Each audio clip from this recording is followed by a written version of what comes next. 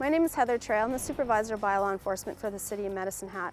And today we're going to talk about some of the safe practices and respectful practices of using the parks and trails in the City of Medicine Hat with respect to each other.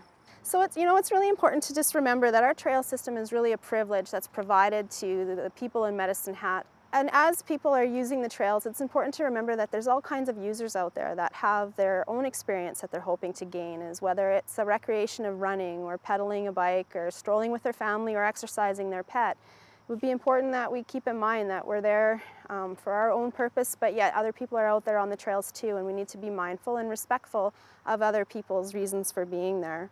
And bylaws are not created to impede anybody's experience in our community. Rather, they exist to enhance our experience in our community and protect the integrity of the standard of living in Medicine Hat. And also that does include the trails and the parks.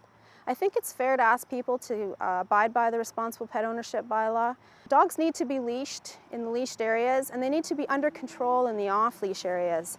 The perception of control is interesting because to a young mom with little kids, a big golden retriever bounding her way may not appear to be in control to her, and yet the owner may be yelling that he's just fine. And quite frankly, that just doesn't cut it. We need to be respectful of what other people's perceptions of what our pets might be, and make sure that everybody's experience on the trail is one that they're hoping for.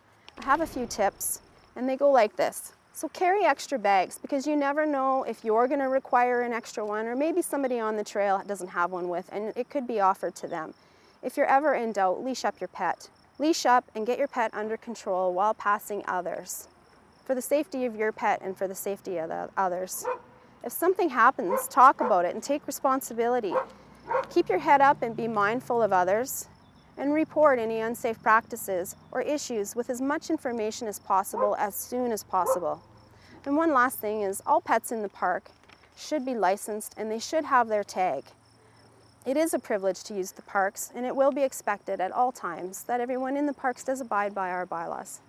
Any calls to our non-emergency complaint line about incidents or issues in the parks will be followed up and documented.